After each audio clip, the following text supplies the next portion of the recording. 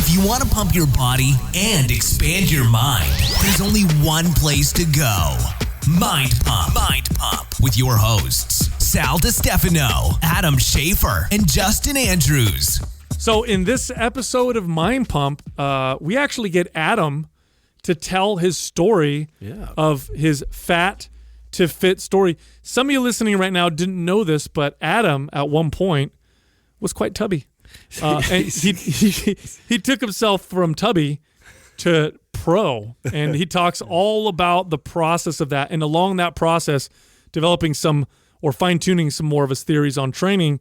And then we got into MAPS aesthetic, why we created it and how we created it. We actually give you the breakdown. We break down the phases, the reps, the sets. We talk about why we designed it the way we did, so you can find all about all that program and how effective it is. Yeah, well, we wanted to make sure to refresh people about that story, because that's really what led into us, all kind of putting our heads together to create MAPS aesthetic and be able to kind of show you how to kind of take yourself, like just an average person, to get in the kind of shape that you could present on stage. That's right. We also break down every bit of this program. That's what I'm saying. So that was one of the things that we wanted to make sure that we did for everybody, because I know we're going to get questions of sets and reps and how long is it. So we made sure to include all the details of how and why we came up with the way that we created this. But a lot of it was inspired by the way that I would prepare for a show, which is basically just focusing on specific muscle groups that you want to develop, which is very common, obviously, in competitors, because we're getting judged on having a balanced and aesthetic physique. And so every time you go to a show, the judge goes, okay, you need to work on this, you work on that. And so how would you go about programming that if someone told you, hey, you got to work on this or work on that? And so that's really what inspired it. But when you think about it, this is probably 80% or more of what I would get even just with normal people. So my normal clients come in. Very rarely ever did I have a client who just said, hey, Adam, can you train me? I just want to be healthy. Could you just teach me about nutrition? I just want to be healthy and be better. Most people come in and they say, I want to work on this and I want to work on that. And they point at their flabby arms, or they point at their gut, or they point at their butt. And we know, and we've talked about it, there's no such thing as spot reduction, but there is a way for you to train specific body parts to develop areas that you want to develop, and also create, when I'm training somebody who comes to me about training their butt, Adam, I want a bigger butt. How do I get a J-Lo butt or bigger butt? Well, you'll never have a J-Lo butt. That's her genetics that creates where the origin insertion is, and it's unique to her. But can you create the illusion of having a big old butt by developing certain muscles? Absolutely, you can. And so that's really what this program is all about, is that ability to look at the body, look at areas that you want to develop, and then how do you go about that in programming? Yeah, well, it's if you're listening to this episode when it's dropping, you have 4 days left for 50% off MAPS Aesthetic. So we took this program, cut the price in half. Here's what you do. Go to mapsfitnessproducts.com, use the code BLACK50, BLACK50. So that's it. Here we are talking about Adam's story and MAPS aesthetic. It is crazy because we've been on air now for 4 years, and it's funny because the people who were with us in the very beginning have seen us go through massive changes, so many different changes. And then it reminded me of, when we first started the podcast, Adam, you were you were competing as a professional. You were up there on stage, physique competitor. You were on stage posing and flexing, and your whole life, for a little while, revolved around sculpting and shaping your body to look a particular way. God. And it's funny because now we're talking to you about you just like to swim and you want to remain mobile. And what a big what was that like, that whole period like for you, training that way? What's funny is I went through this little thing for a while there. We shared a little bit on the podcast about it, but it actually really bothered me when we first started that I got kind of like categorized as the bodybuilder guy on the show, as the bro on the show, because I really didn't identify with that. Like I've never been into bodybuilding. Like how am I the bro bodybuilder guy and I couldn't even name like fucking 5 bodybuilders? I mean, I can now because we've interviewed 5 or more, right? So I know more about bodybuilding today, post bodybuilding, than I did thinking about getting into the sport. And the only reason why I even wanted to do it. I remember like very vividly, like when after I met with Taylor and I saw what he had done on social media to gain traction and to build a business, I was fascinated by that first. And then I thought, okay, I'm going to do something in fitness. Well, what makes the most sense in fitness? And at this time, it's not bodybuilding I'm thinking about. It's just being fucking jacked and shredded. Like, right. And what's going to get you the most attention? Right. And I'm thinking, okay, this is good because I'm in the worst shape of my life. I'd never been over 20% body fat before, which so for me was. And that picture's out there somewhere. It's floating around, right? Yeah, no, you can still find it. I'll share it after this episode. So for those that ask, there's a YouTube video of me saying this is day one. I think I had like 100 people maybe paying attention to me at most, half of them being family. When I first did this, and I thought, okay, the people when I walk through the grocery store and I look at Shape Magazine, Muscle and Fitness, I look at Men's Health, I look at all these big magazines, and you open them and you flip through, like 99% of all the people that we see in there are competitors. There are people that have, got into this competitive shape and then they've landed a cover of the magazine. They're the ones giving all the advice and telling people what to do. And I think, okay, to get myself in a place of authority, I'm going to need to prove to people. I've been a trainer already now for 10 plus years. I've got the smarts, I've got the experience, I've got the education. But how am I going to reach the masses? Like, I need to find a way to do that. And so you got to tell people, though, like how far out of shape you were and like what you were doing. I don't even think they remember. Well, I was in the marijuana business at this time, right? So I'd done 3 years in medical marijuana, and during that time, I was still kind of working out. Like my buddy and I that ran these clubs together, we'd still go to the gym at night, like probably 3 times a week, I would say. And we were training decently hard. But what was killing me was I went from being a trainer who trained 10 clients a day, moving all day long, probably burning 4,000 or 5,000 calories, to sitting behind the desk and selling drugs to people. Like that shift. And my diet didn't change. I was eating Quiznos every day. I was stopping by Jack in the Box at least every other day. Like, so our diet was shit. And being the guy who was insecure about being small his entire life, my scale was going up. So I was like, oh, I'm cool with this. Yeah. Like, I'm still big. Yeah. So for me, being the skinny kid, I measured my body's or my success of my physique and building in the gym by how my sleeves of my arm fit. Literally, really. Like, I didn't get in front of the mirror and like look at my abs. I always had abs growing up. I looked at how I filled out my extra large t-shirts. Like, it was the size that mattered. Yeah, that's all that mattered. And so I see my size going. I'm getting much fatter, but I don't see it. It's crazy that I don't see it. All I see is me. I'm filling out. People go, "Hey, man, you're getting kind of big." I'm like, "Yeah, all right." This marijuana club thing's working for me. And like I remember vividly the night that I realized, like, oh, I'm not big. I'm fat. Like, this is the first time I could say that I'm fat in my life. And I was laying on my side. This was early on in Katrina and I's relationship. And I always tease her and blame her for not saying anything to me. And I go to scratch my side, and I can feel my belly hanging. I've never felt that before. Like it's on the bed? Yeah. And I could kind of pick it up and move it a little bit. Yeah. Not a lot. I wasn't massively fat. I was a comfortable little blanket. But it was definitely something I had never felt before. And I like instantly jumped out of bed. This was like in the middle of the night. I jumped out of bed. I turn on my light. And I look at myself in the mirror, and I hadn't really like looked at my body in the mirror. I really had the judge was the fucking sleeves. Like, that was really my gauge before. And I went, oh shit, like I'm fucking out of shape right now.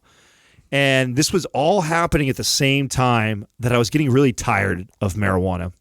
And I've shared this on interviews where people have interviewed me. I had got to a point where I was much of my life, I was driven by making money. I wanted to make more money. And I'd reached that. I'd reached this point in my head where I said, once I make X amount of dollars, I'm going to be happy. And I had got to that point. And at that time of my life, I had recently lost a relationship. So this was right before Katrina. I had just broken up with somebody else not that long before. I had lost 2 of my best friends, and I was in the worst shape of my life. But I had the deepest pockets I'd ever had in my life. And I realized that I'm not happy. Now, was that a hard lesson at that point, or were you like, fuck?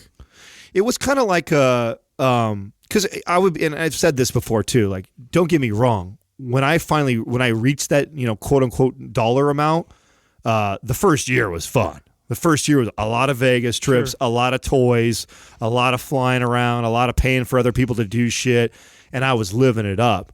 But that got old in about a year. It took about a year, and I realized, like, I don't want the rest of my life to be like this, that I got to pay for everybody else if I want to have fun with all my friends, and it's short-lived. And then I also started to notice, like, people started to expect it from me, and that started to bother me. Oh, yeah. And Katrina would always check me. She'd be like, you created this for yourself. You fucking go somewhere and you pay everybody shit all the time, and then you wonder why they don't pull their wallets out when you go to do something, and you've now created a monster. So, and that really made me unhappy, made me feel used, made me feel like that's all the reason why. So all these things started to happen that just didn't compute in my head when I was chasing the dollar amount. And so it wasn't really hard to walk away from it, because the luxury I did create for myself was I didn't need to work for probably a few years, and I didn't need to make any money. I had enough money saved up that I could literally just take off 3 years if I wanted to, which that's what really made me go, okay, now that I have the money, why I need to be doing what I love to do. And I was like, you know what? I fucking miss fitness.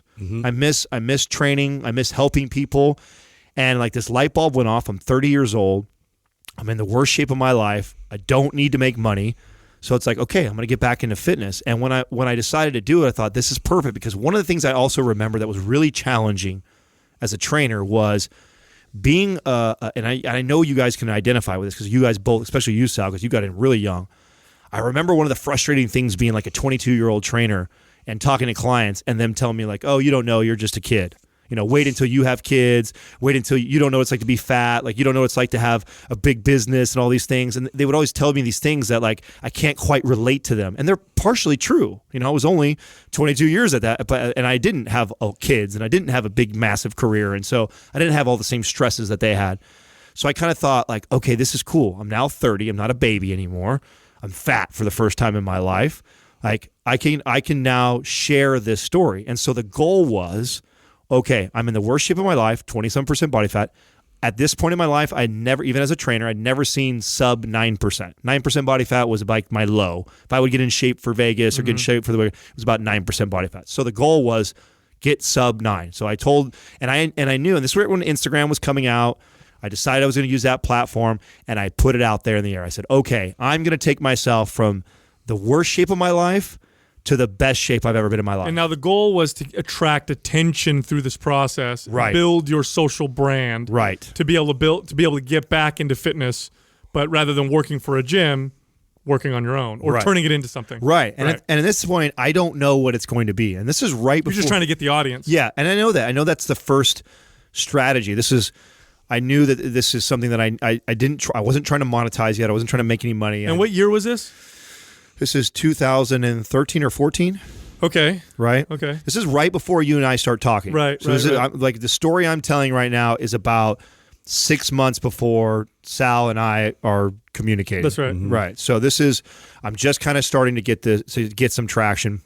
And I begin this journey. And what I see when I'm looking at Instagram and I'm looking at all the fitness space is I see a lot of shit that's annoying me. I see beast mode. I see no days off. I see kill it. I see all the leg memes. I see people getting fucking pumped and then great lighting and taking photos of themselves. You know what's great about this is that and here's an interesting part about the story. Your experience up until this point is as a professional, as a fitness professional, as somebody who worked and trained lots and lots of other people. And this is an important part to note, because I think a lot of times we see people who are shredded and fit and muscular, and sure, they work hard. Maybe they're on a lot of gear on top of it, but they all kind of work hard and diet. But they don't know how to train other people, and so they don't understand the real fundamentals of what makes fitness or how to make fitness effective. What they know is that whole world of bodybuilding, and they know those myths, and they know that kind of stuff. So you're coming into it with your knowledge of training, I don't know, hundreds or thousands of clients and working with lots of other people, lots of other trainers. So now you're stepping into this new world, and you have these kind of eyes. Right. You're not like blinded by the fact that you're just jumping in as a bodybuilder and let me listen. You're looking into it and be like, okay, I know some stuff. Let me see what I can learn here. Totally. And I'm coming in with this approach, like you said, as a trainer, not as the bodybuilder. So I'm not connecting with all of these people. I'm like looking at them going like, this is awful. This is terrible information. Terrible advice. Yeah, this is terrible advice. Which there was one, I had a little chip on my shoulder, so it irritated me a little bit. But then it also excited me because I saw the opportunity. I thought, man, I'm going to show these motherfuckers. I'm like, and right now I'm not drawing any attention because I'm fat. I don't look good. You know what I'm saying? So yeah, I'm not going to outcompete these guys that look amazing and it's Instagram and they got fucking professional photographers shooting them and shit. I'm taking a photo in bad lighting in my bedroom first thing in the morning looking like shit, right? So I know that I'm not going to get a win right away. So I start doing these posts where I show myself in the morning and I talk about my journey. And the things that I share are counter the message that's being permeating the industry or the space at the time, which is like I said, beast mode, no days off, push it, kill it, go, all the motivational stuff. I'm going, hey, this is my first week. So my goal is to not eat out because I eat out at Jack in the Box almost every day. I make shitty choices and I haven't had a day of like eating my own food. And then just go to the gym. And I'm literally only going to work out for about 20, 30 minutes. And I'm going to go over to the little girly area with all the silver weights, and I'm going to do lightweight, just a few reps, and then get out of the gym. So this is the message that I'm sending, which is not very attractive to a lot of people at first. But when it started to become attractive was week over week, you're seeing a little bit of change, a little bit of change, a little bit of change. And before long, I started to come into a little bit of shape, and this message that I've been sending, it's just starting to gain traction. Now, at what point did you decide, because at this point you're just like, I just want to go 20%, 9% or lower, look good, show everybody. At what point did you think, compete, I'm going to get on a stage? It's when I hit 10K followers. When I hit 10K followers, it was when I when I came down, so it took about 6 months for me, maybe a little bit longer than that, for me to get from I think it was actually long, it was more like 9 months, sorry. About 9 months it took me to get from 20% body fat, and I landed at 7.7%. So I kept pushing until I knew like I could see my body. I'm like, I've never seen my body like this. I'm like, I'm for sure lower. And then I went and tested, and when I tested, it came back 7.7. So, and at that point, I was approaching about 10,000 followers. And what I saw was like, whoa, like people really dug this transformation. Like that's what other than that was like the main, other than that and the few things that I'm like sharing as far as advice. Now at this point, so were you happy at that one spot where you got to that point and you're like, oh, I'm cool here, I got a lot of traction, but now seeing how much they liked it, it's like, okay, what if I were to, accelerate this and then now make this into like competitive thing? So that's really the decision. Like I did not get like, and don't get me wrong, I remember sharing with you, Justin, because you and I were friends and business partners at this time already, and we were talking, and I'm telling you, like, dude, I was fascinated. I remember me meeting with you going, like, I've never really taken all of my knowledge and truly applied it to this level. Like, all the coaching I've done, all the training I've done, I've used my knowledge as a trainer to maintain a healthy lifestyle. Never to get competitive about it. Never to be like, watch me become the shredded guy. Like, I never cared to. I was never that guy. But this for the first time because I had a goal and I put it out there into the fucking universe and told all these people on Instagram that I'm going to do this. Now I felt this accountability piece, like I got to fucking follow through or else this whole business idea I have is going to come crumbling down. I can't be the guy who's talking a big game like I'm so smart and I can do this better than everybody who's telling you guys and that I don't do it. I would have done something else. Yeah. So and at this point, what is now this is 9 months into it. I'm sure the volume and type of training is ramped up. What does your training look like at this point? I'm actually following something very similar to MAPS Anabolic. And this is what, and it wasn't MAPS Anabolic because you and I hadn't really met yet, but hey, it all paths lead to the same truth. No, that's the crazy part. This is what some people may not know that haven't listened to the show for a very long time. This is what really sold me on you. Aside from our friends always telling me like, you got to meet this Sal guy. You got to meet this Sal guy. You're going to love him. He's amazing. He's just like you. Like people could constantly telling me this. And you and I connected on Facebook. You sent me over MAPS Anabolic. I'm already getting in good shape at this time. And you send over MAPS Anabolic. You tell me you're working with this guy, Doug, and you're about to launch this internet business you're trying to build. and you show me the material, and I instantly am like, this is what I'm trying to tell people right now. Like, it doesn't have to be fucking 7 days a week. It doesn't have to be kill yourself. There's a much more methodical approach to lifting and training. And you know what? It's not the sexiest. You know, it's not the weird exercises and the balancing shit and doing crazy stuff. It's like the fundamentals. And that's what I had been applying. I've been training in this like full body type of fundamental compound lifting, and that's all. And I was doing the minimal dose. I was trying to do as little as possible every week to elicit the most amount of change. And when you sent that over to me, I was like, fuck yes, this is cool. Yeah. Let's meet. It was totally different at the time too. This is in the height of shreds. This is in the height of like the side chest press, you know, like bonanza. There was just like all this stuff on Instagram that was just ridiculous. And then now you're coming in with all this like sound training advice. And I said this on an interview I just did recently. And because I don't remember it. I remember a lot of people after me, but I don't remember before me. Because now it's tacky. It bothers me because originally I did it because nobody was doing this. But I would show people what the fuck I looked like normal. I wasn't showing you after I got because I look sick after a pump. I look night and day difference after I get a massive pump. Like it's and fed. Like I'm a big, tall guy, long muscle bellies. You throw 400-600 grams of carbs in me and you get a pump. Yeah, especially if you're lean. It makes such a big difference. So I could look like a monster, but I wanted to show people realistically the change I was making and the difference. And so I would just take a picture first thing in the morning when I wake up. I'm flat. I don't look as if I had terrible lighting. And now I see it everywhere. Now everybody's like, this is Instagram. Hashtag no filter. Right. This is Instagram, and this is what I really look like. And so it became this thing later on that everybody started doing that because I think after I was doing this, it started to get, and I was getting some traction. At this point, I'm small as fuck, right? I'm only 10,000 followers or whatever, but you know, the fitness community is still a relatively small pond. So I know I'm shaking some shit up a little bit in our space.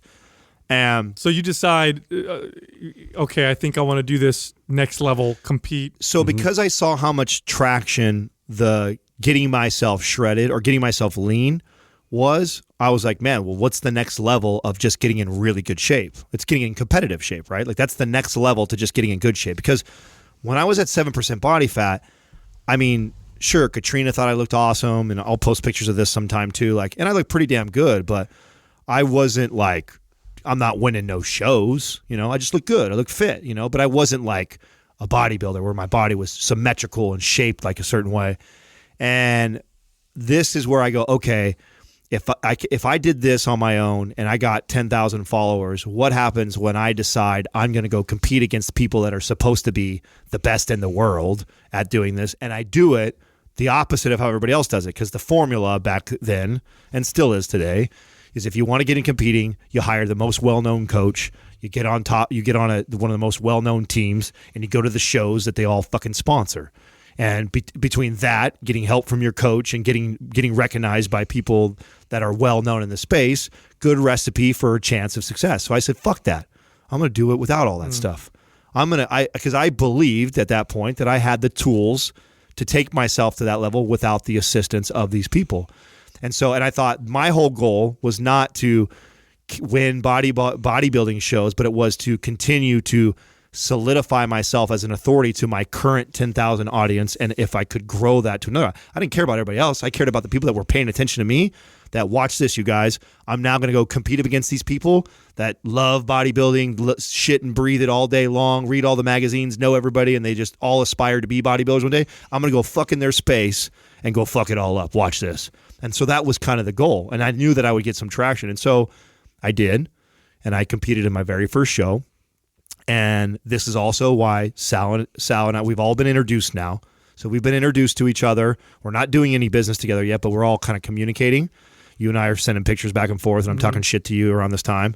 And you're talking shit back to me, how shredded you are. And so I decide I'm going to do my first show. Now, when I get to my first show, this is when I get the itch, or what made me really decide to continue further. Because at this point I go like, okay, this is it. Like I got into great shape. I'm now going to get on stage. It doesn't really get any bigger of a deal for me than this. But when I got backstage, I'm the only guy with no team and no coach. Everybody's got their coaches with them, and I'm all kind of covered up in the corner of my hoodie, and I'm all, look like a fucking all dark and shit. It's disgusting. You were all chocolated I fucking out. hated all of this. The irony of all this too is like I hate all this shit.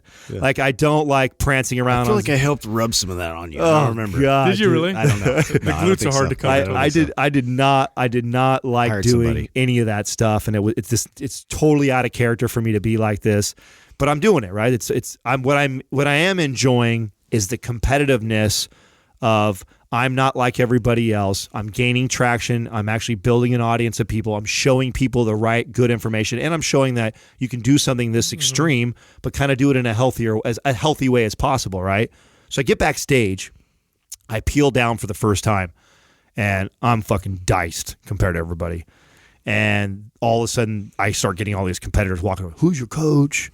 Who's got you doing this? What's your diet? What roids are you? What are you taking? What's your steroid cycle? Like all these questions. I'm like, well, I take this much testosterone.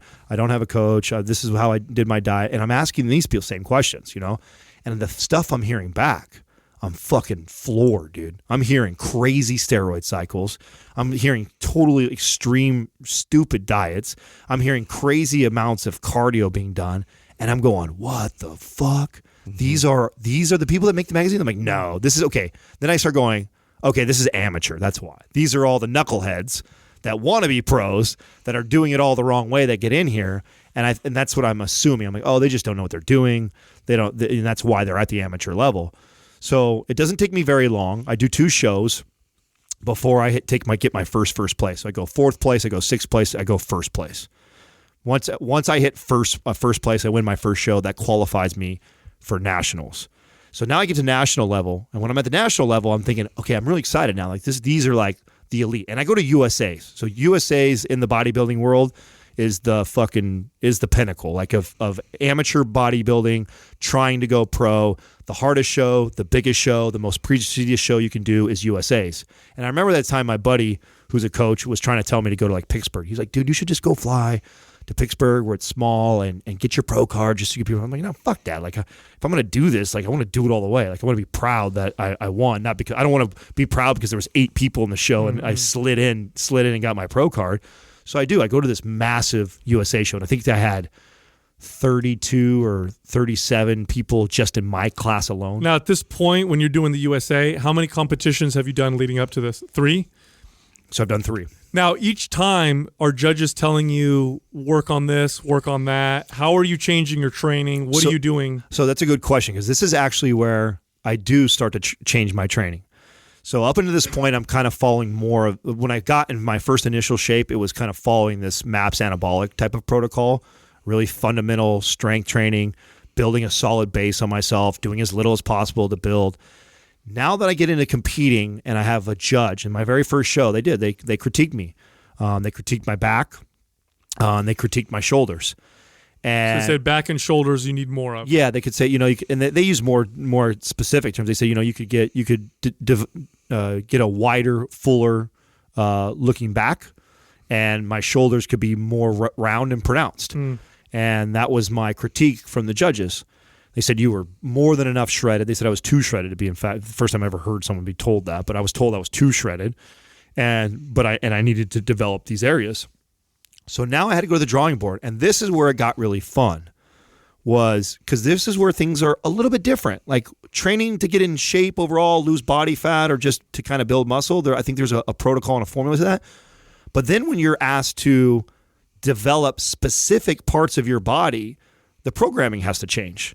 You following this exact same programming that's kind of evenly hitting all the same muscle groups is all it's going to do is make everything evenly kind of come up. And that's the sculpting aspect of training for aesthetics. That's the sculpting aspect of what bodybuilding has brought to the fitness world, is being able to identify parts of your body and to be able to train your body in a way that, not unlike, and I remember in Pumping Iron, Arnold talked about it this way.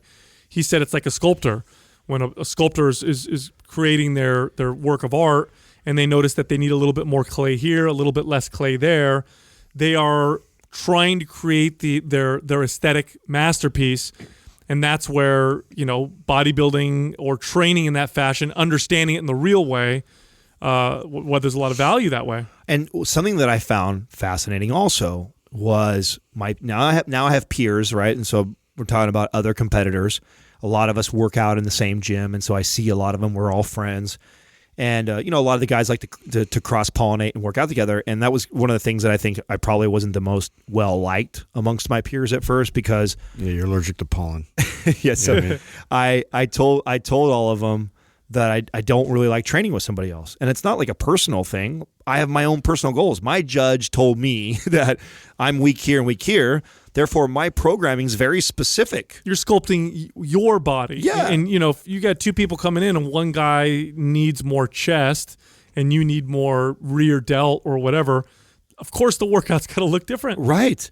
And so I think they didn't understand that. And then that made me realize something else. Like, I thought, well, then what are they doing when the judge tells them they need more of this? They just apply more intensity. And more drugs. Yeah. Yeah. The exercise programming, the science of it and the skill of it left bodybuilding a long time ago. Lost art. It is, because if you look at the way that they trained in the 60s, 70s, and 80s, that's what they did. They would really look at their body objectively, and then they would model their training around how they wanted to shape and sculpt their bodies. And then it became just about genetic freaks taking lots of drugs and just eating a lot of food, and that's pretty much it. And you see that a lot, and especially in the amateur ranks with these, because I know a lot of these guys, and I could take their workouts, put them next to each other, and they're identical. They're almost identical. Same kind of programming, same kind of approach. Nobody's focusing on really building maximal strength. That was lost a long time ago, which is stupid because that builds a quality to your body that you can see on stage. Everybody's training in this kind of, pump type fashion, which has its own value. But if you stay in there long enough, you're of course gonna have to throw more drugs at your body to get your body. I was the only guy that I saw, and this is not to say it's an overgeneralization for me to say that everybody like programming is completely lost in bodybuilding. There's obviously certain guys. In fact, way later on, because I met all the big coaches and big names, I really like the way Ariel from Cuts, the team Cuts. I think he does a really good job, not only just programming wise with his competitors, but also nutritionally. I think he does a really good job because he talks about overall health versus just getting shredded for a show. So there are some Ben Pekulski and right. Lane Norton, another smart dude. Yeah, there's and that's actually how I found Lane. So the story behind how Lane comes into my life at this time because I'm seeking, and same thing with Pekulski. Yeah, there's only voices of reason. The way the two of us, the way I became friends with both those guys was because I don't have a coach and I don't have a team. Doesn't mean I'm an asshole and I just think I'm gonna do it all by myself. I'm like looking for information. I'm reading, and I'm watching. I'm trying to pick up information. And the only people at this time, because this is before I'd met some of these other coaches that I think are decent, I found Ben Pekulski and I found Lane Norton. And I was like, finally, somebody is talking from a science perspective on how to program design, how to diet correctly. And I was impressed with that. And it was just a huge opportunity because at this point, right after you become pro, we kind of launched Mind Pump, and the first program that we sold was Maps Anabolic. This was about a year into Mind Pump. We didn't sell anything for a full year. We wanted to just we wanted people to know that we knew what we were talking about. We wanted to build a lot of value. And on our sites was, let's create a program that is geared around aesthetics, like sculpting and shaping your body. And we knew that would be a blockbuster because at the end of the day, we could talk all day long about function and how you feel and all that stuff. But what motivates people initially to work out? They want to change how they look. Yeah. Well, not to mention that, but this also, this applies to even someone who doesn't want to get on stage. If I had a client, these same principles that I applied to myself on the competitive level is the same thing if I had somebody like a lady sitting down from me and she goes, and I ask her, are there any specific areas on your body that you want to address? Absolutely. And she goes, Adam, I've never had a butt. Can you help me build a butt? And I wish I had better arms. That's right. So when I go to the drawing board and I write a program out, I change it based off of what she just said to me. And the cool thing about understanding how to develop your body in this way, having the intelligence or at least the programming that allows you to do this, is you can get around your structure a little bit. Like there are people who have naturally narrow shoulders, for men, for example. They can develop delts. Women who waists might be a little blocky. Great, develop your back. It's going to make your waist look a lot smaller. You can develop hamstrings to give your legs a little bit more shape for certain women who want more curve or whatever. And you can do this through resistance training. And now here's the other thing too. Aesthetics doesn't just come from the fucking air, right? Aesthetics Aesthetics exist for a reason. There's a reason why certain things look good to us. And we've perverted them now for a while with surgeries and exaggerations. But at the end of the day, if you look at the root of aesthetics are visual representations of incredible health. Oh yeah, I mean that's why it's so attractive. It's you want those genetic traits passed on, and this is why like people like see that, and then oh wow, like this is something that you're like drawn towards. That's right. Like for example, it's there's a hip to waist ratio. I don't remember what the number is, but a hip to waist ratio that they found that men and women both find to be aesthetic in women. Now here's a funny thing. They'll take the physical ideal from the West, compare it to the East, compare it to the Middle East and to Africa, and the sizes are different. So women, what's considered ideal can be different, between 10 to 20 pounds, but the hip to waist ratio, that always seems to be consistent. And scientists were like, why this ratio? Why do we find this ratio to be so attractive? They've actually done studies and found that ratio dramatically increases the odds that you will have a successful and healthy natural childbirth when you have a child. So there's a reason why. There's a reason why we find there's this inverted triangle shape that we find attractive in men, where broad shoulders, narrow hips, smaller waist. Why?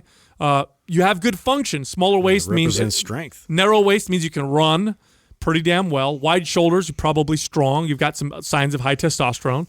And so, but you can develop these through resistance training, and this is the beauty of training for aesthetics. If you do it the right way, you start to give yourself more of this visual aspect of health. You look like you're healthy. Now, of course, you can't get around the fact if you're not healthy, so everything needs to be done with good health in mind.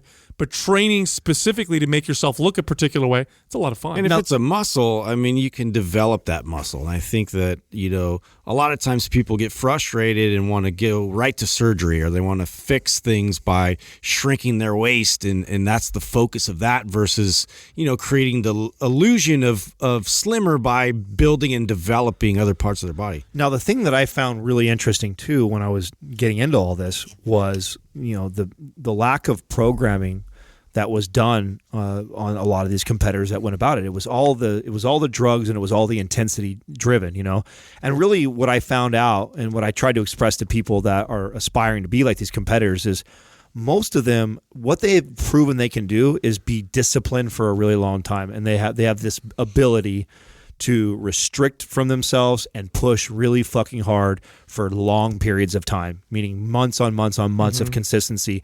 And that's really what they've proven. They haven't proven they have the formula for all people to get in really good shape. No, that takes lots of practice, lots of training different people over and over and over again.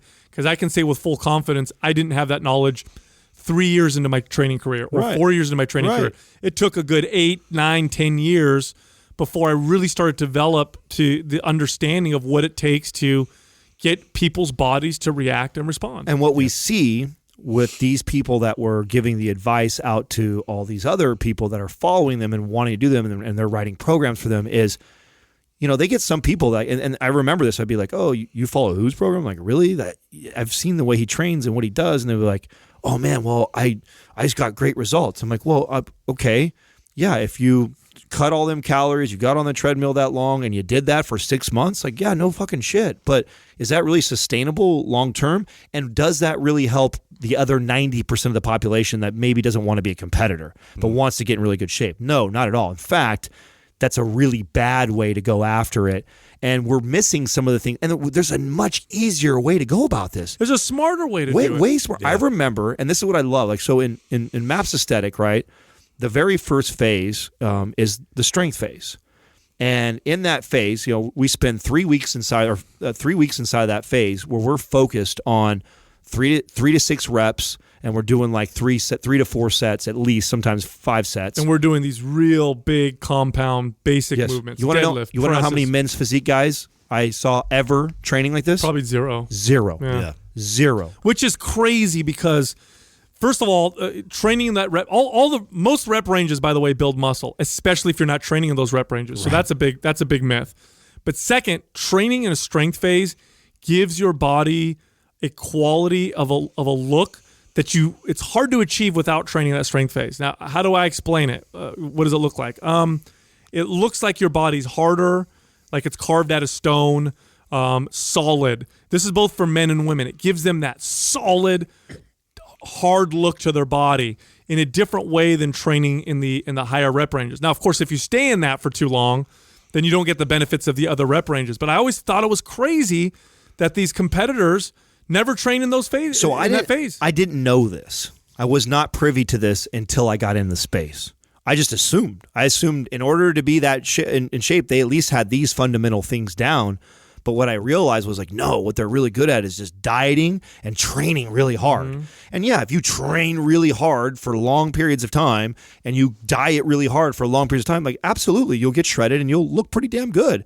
But the ability to kind of maintain that and keep that is very unrealistic. And the rebound effect that you get from that type of a mentality approach towards training, it's a monster. Well, I used to tell it like this to clients. I used to say, look, I could give two people instructions to dig a 10-foot hole. I could give one person a spoon and another person a backhoe.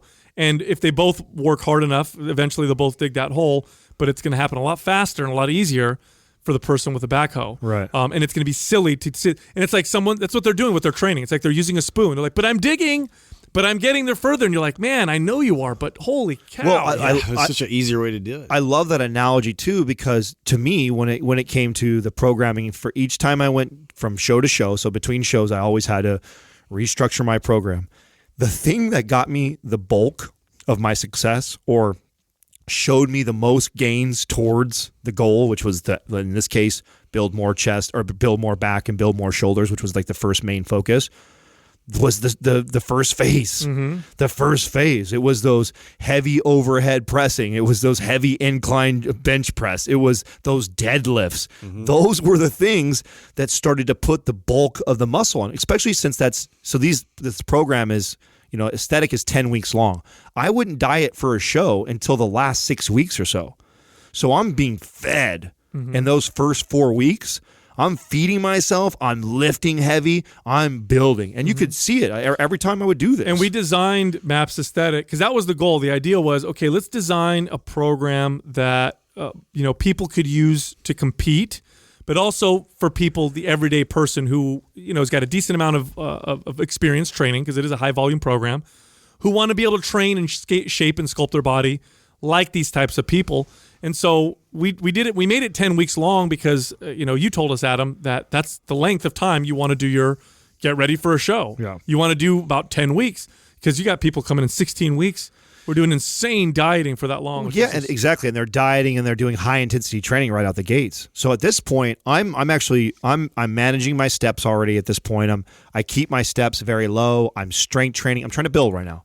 I've got a phase right now of packing on some muscle, getting my caloric intake, speeding my metabolism up. I'm doing zero cardio, and I'm just trying to build and put some mass on. And we would run that phase for about 3 weeks. So 3 weeks is our programming. I would run somewhere between 3 and 4, and then I would transition into our second phase. And meanwhile, you're keeping those muscle parts in mind that the judges brought up, right? Your back, your shoulders, like that's something like you're keeping within the way that you're structuring your workouts. Oh, well, those are the focus sessions that we put in MAPS Aesthetic, which focus sessions are, another word for those would be like a frequency builder. These are, you pick your weak body parts and you do these short 20-minute, 30-minute workouts on these areas throughout the week. So although you're doing your full body, strength training, the days in between, you're doing these short workouts and you're getting good pumps and squeezes, and you're using things like machines, which these machines are great for this, where you're just adding some focus. And after that first 3 or 4 week period, then you can move into what we call the size phase, which is that 8 to 12 rep range, the more traditional bodybuilding rep range. Well, you have to talk about the science behind this, because this is, again, another thing that I saw as a problem in the space was these athletes or competitors, whatever you want to call them, when they would go into a get ready for a show, and their approach was just, my judge said more shoulders. And so they just, randomly throw as much shoulders as they can. And that kind of works for some people, because what do? They increase their volume, where I knew that this is like I'm at amateur level now. I'm trying to work my way to national and professional level. So I'm trying to be very methodical about my approach. If I was training a MAPS anabolic 3 times a week, so in other words, my shoulders are getting, let's just say hypothetically, because I think the math on that is about 12 sets, I think is about what we have in that program, right? So my shoulders are getting about 12 sets of attention over 3 times a week. So now when I go about, so now what I want to do is I'm going to build in more sets, more volume. What are we going to do that on? We're going to do that on focus days. So what we're doing is we have a very mathematical approach to starting to build the shoulder. Right. And what I got to be careful of, because if I'm lifting good compound lifts, so I'm doing overhead barbell press and dumbbell press, and we're doing some of these big gross motor movements for my shoulders. You don't want to overtrain them. I don't want to overtrain them either. So I can't just do more of what I was already doing. I got to be cognizant of, okay, I don't want to do so much damage that my body is constantly just trying to repair itself and it's not actually adapting and building and growing. So I just want to send a signal to it, which again goes back to the brilliance in MAPS Anabolic and your philosophy. With trigger sessions, we took that same science, that same philosophy that supports that, and we created these focus sessions, which are these isolation type exercises, a lot of machine, a lot of cable type movements. Less damage. Not going to do a ton of damage, but it's going to give me a nice pump. It's going to send a signal. And it's going to accelerate the progress of that particular body part. And the reason why you pick two body parts max is just your body's capability to, because some people are like, why don't you do focus sessions for the whole body? You're missing the point. You start to overcome your body's ability to adapt. You want to attack the body one body part at a time in terms of what you're bringing up, but you do this over the course of cycles and you develop your entire body. Well, and what I did, which we don't, this isn't necessarily programmed into the program, but I tell people that this is where you can kind of modify, and this is what I started to do was, let's say, like my shoulders and back, that didn't stop being a focus just one show. It's not like I focused on it for one show and then it stopped. So I started to build in the volume, and all I would do is our focus sessions are designed to be short. They're only designed to be about 20, 30 minutes. They're designed to be isolation, not a lot of damage, more cable, more machine type work to increase that volume. But I want to start at the minimal dose, as little as possible, to elicit the most amount of change. I run that through a whole cycle, a whole time going through the entire program for 10 weeks. Then when I go back to that again and revisit it, now I might add an extra exercise. Now you're just building on it. Yeah, I slowly build on it. I don't go right out the gates of training 6 days a week for 1 hour at a time. That 20-minute workout now turns into about a 28, 30-minute workout because I've now added one more exercise on there. And so I'm trying to get a little bit more, allowing my body to adapt to that new amount of volume so I can get the benefits of adding more size to it and then slowly progressing, which is, to your point, what you're asking. We get a lot of people that ask that, like, well, why don't I just do, on my focus days, why don't I just do 5 foundational days? And it's like, well, why would you want to do that? You don't want to taxing. Yeah, scale up to that if anything. It just doesn't work. It's just not going to work for you. But yeah, we go from strength, you build that solid foundation, then you go to the next phase, which is the longer phase, 4 weeks long. We call it the size phase, but really what it is that 8 to 12 rep range is known as the hypertrophy rep range. Now, that doesn't mean that the other rep ranges don't build. Hypertrophy represents muscle fibers actually growing themselves. All the rep ranges do that. But if you were to compare rep ranges head to head in a short period of time, let's say 4 weeks, the 8 to 12 rep range would build the most muscles. That's why it's called the hypertrophy range. So then you move into that range, but you're coming from a strength cycle. So you're going from strength cycle to the size phase, and the results are incredible. Once you jump into that, muscles just start to fill out. Right. Things start to build. This is where you get that nice pump feeling. You start to get more of a pump, and you start to see what happens on the scale. If you're trying to put on size, for example, the scale really starts to move up. If you're dieting at this point and you're trying to get leaner, you just notice that the scale might not move down as fast because you're building muscle while you're getting leaner. You start to see that as well. And that's the middle meat portion of the program.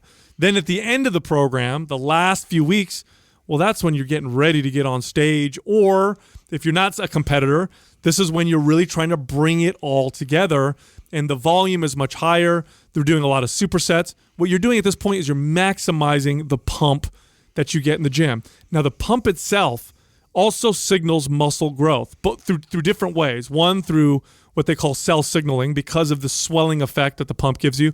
But two, your muscles actually increase their capability to contain more of these non-muscle fiber structures within muscle. Some people call it sarcoplasm, which would represent that. There's conflicting studies on this. One thing that I do know, though, is when you're coming out of a strength and size cycle, when you move into more of these supersets, you just get this full round kind of bubbly look, which is why we end the program in that phase. I think there was some other things that we thought about when we wrote this program too, because we kind of really geared it around like me getting ready for a show that we took into consideration, and that was most likely in this whole 10-week process, at one point you're going to start a caloric restriction and you're going to starting to cut. And you're trying to burn calories. Right, and so when you're thinking about, okay, the last phase of this is the most amount of volume, the most amount of sets, the most amount of reps that you'll do in the entire program. So more likely you're burning more calories, and you're not eating as much calories. So you're not going to have a lot of food to actually support a lot of growth and a lot of extra protein and extra calories to help support you recovering. And so we're thinking in our heads, okay, this person is trying to cut and lean out and get ready for their peak physique. Okay, well, what is my routine going to look like? Okay, well, my routine is not definitely going to be heavy deadlifting and squatting when I'm on my 8th week of coming into a show. These are I'm going to be able to get in there and move a weight, just lots of reps. It's not grinding hard strength. No, you're getting a pump. You're doing supersets. You're building more strength endurance, and you're trying to achieve a look is what you're trying to do. I remember, it's funny, when we wrote this program, because we were excited to put this program out because of its commercial appeal. We knew, geez, as soon as we put something out that's going to focus on... If we make everybody look awesome, they're not going to hate that. It's just the motivation behind it. Okay, this is a program based on just aesthetics. People are going to love it.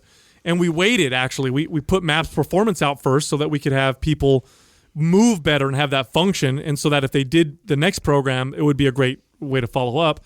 Man, we launched MAPS Aesthetic, and it was people went crazy. I remember that launch was insane, and then it still remains one of our most popular programs. Yeah, no, it is. It's the most popular program, and it's the most appealing. And, the reality of it is we know that some people don't do it the way we would like to see them do it, right? And that's why we waited, because it was important to us that anabolic came first and performance came second, because when we think of the average person, the average client, those are the two things that people need the most first. Mm-hmm. Before they start getting into, sculpting their physique. What's been cool now about this is we launched MAPS Aesthetic, I want to say about 2 years ago. Is it maybe 2.5 years ago?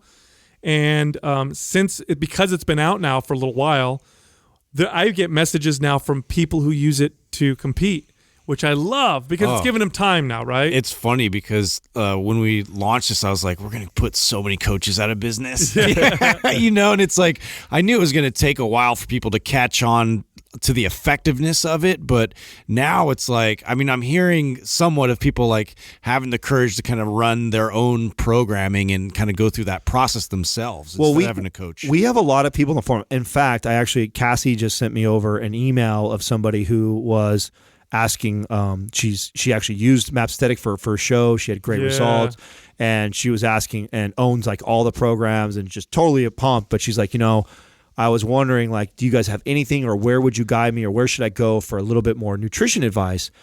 And I told Cassie, send her in the forum. And we don't really talk. We don't pitch the forum on the show that much, but that community is fucking incredible. Oh, they're very smart. And we were really this has been a discussion in Mind Pump since its inception, and that was we really wanted to stay away from nutrition and telling people that, mainly because we knew it wasn't realistic that the three of us could handle the load that it would take to truly help each individual in nutrition, because nutrition is, programming. Nothing's more individualized. Insanely individualized. Right. Programming is complex. Programming is complex and individualized. Nutrition programming, that's on a whole nother It's universe. On a whole nother level, and none of us felt comfortable with creating something that we could sell to the masses, and so we just refused to do it. But we have built this community that's got people like Shallow in it, that's got Brink in it, that's got Dr. Ruscio in it, that's got Aria in it, that's got a bunch of other competitors, pros, myself is in there, the boys are in there, and it's become this community that someone like this, and that's why I told Cassie, I was like, send her into the forum and literally ask the questions that she has about nutrition and watch all the other pros and competitors that are at the amateur level, national level. We have the whole range, and and everything from bodybuilding to men's physique to women's bikini to women's physique to natural competitors to non-natural competitors. So we got it all in there. And it's such a great community of people that are helping coach each other. And they've listened to all the mind pumps. They understand the philosophy. And a lot of them are really, really intelligent. And so then you can then provide your information like, hey, this is what I'm eating. This is what I'm doing. What do you guys recommend? And then you get a collection of all these really intelligent people giving you advice based off of you and your body and where you're at. Yeah, I just love seeing people now. People are now sending me pictures like, I won my first show. I used MAPS Aesthetic. I won my first show. It's bikini competitors, physique competitors. There was a bodybuilder that had sent me his before and afters and how he had competed in his first show and used MAPS Aesthetic as his program. And of course, all of them individualized it a little bit with the focus sessions. And I always ask them, I always say to them like, oh my God, you look phenomenal. What were your focus sessions? What are the body parts that you worked on? Yeah. And they'll say things like, oh, I worked on my glutes and my hamstrings, or I worked on my upper back, or I worked on my lower back, or whatever. And I freaking love seeing that. I mean, the workouts itself, if you kind of want an idea what that looks like, 3 days a week in the gym, you're going to be in there for a little while. 3 days a week is high volume. You're going to be in there for between 60 to 90 minutes. You're training the whole body. Those are the hard foundational workouts. The other 2 to 3 days a week are the focus sessions, which are 20 to 30 minutes long. So the program can have a lot of volume. Some people do it without focus sessions. Some people like to just do the 3 days of full body and don't like to throw in the focus sessions. But at this point, if you're doing MAPS Aesthetic, you're probably pretty serious because it is a serious program. So I would say 5 days a week is what I would recommend. So you're going to be in the gym a little bit working on these areas. And the focus sessions, again, that's where you have a lot of fun. And that's where you can use all the equipment in the gym. That's what I love about that. Like, those are the days that we recommend you do all the machines, you do all the cables. Well, remember when we first kind of came out on the show, and this was before this was created, we talked a lot of shit about machines and cables. We and did. Stuff. And people started live on them. Well, and people started to look at us like, you mean to tell me that these things have existed in the gym You're for this long? anti-machine? And you guys don't use any of them? It's like, no, absolutely not. In fact, I use them quite a bit. But you got to use them in a particular way. They're good for a particular thing. Right. And I think that I loved releasing this program for this reason. Was it's not that we don't believe in cables and machines. They are an incredible tool, just like any other tool. The thing that we noticed, what we know because we've been in gyms our whole life, is that people gravitate to them for the wrong reasons. They gravitate towards them because they're easier. Mm-hmm. They're easier to learn. They're easier to just get in and put a pin in and start doing them. And people have a hard time or scared to learn a barbell overhead press or a barbell squat or a barbell incline press. Like, these things tend to scare people, but those are the things that learning to do those things will give you so much more benefits than any cable or machine ever will be able to give you.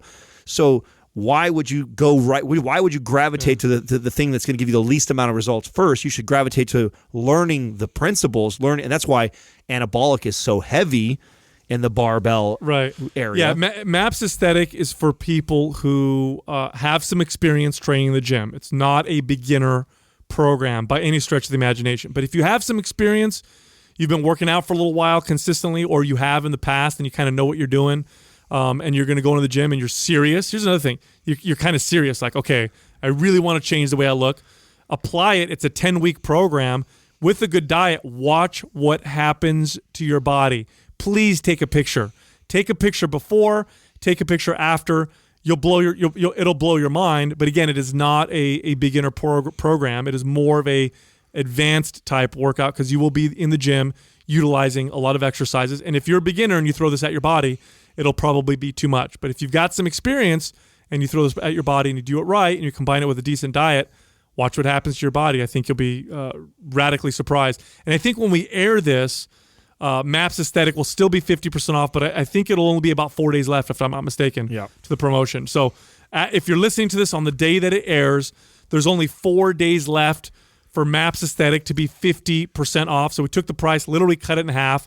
We want more people using it. We want more people posting before and afters. Yeah. We want to see more people get the benefits of this program. See some people up on stage. Well, part of all of us doing this too, if those that have been listening for the last few months or more, we've been rolling out the 50% off on all the programs that we redid. So if you own this program already, you automatically get these upgrades. Yeah, we free. revamp them with a new interface.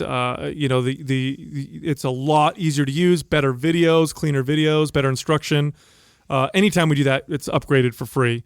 But yeah, so it's half off. Here's what you do. Go to mapsblack.com and then use the code BLACK50, BLACK50, and you'll get that 50% off. I hope you're listening to this episode while this promotion is still running. Again, there's only 4 days left, so make sure you check it out. Thank you for listening to Mind Pump. If your goal is to build and shape your body, dramatically improve your health and energy, and maximize your overall performance, check out our discounted RGB Super Bundle at mindpumpmedia.com. The RGB Super Bundle includes MAPS Anabolic, MAPS Performance, and MAPS Aesthetic. 9 months of phased expert exercise programming designed by Sal, Adam, and Justin to systematically transform the way your body looks, feels, and performs. With detailed workout blueprints and over 200 videos, the RGB Super Bundle is like having Sal, Adam, and Justin as your own personal trainers, but at a fraction of the price. The RGB Super Bundle has a full 30-day money-back guarantee, and you can get it now plus other valuable free resources at mindpumpmedia.com. If you enjoy this show, please share the love by leaving us a 5-star rating and review on iTunes and by introducing Mind Pump to your friends and family. We thank you for your support, and until next time, this is Mind Pump.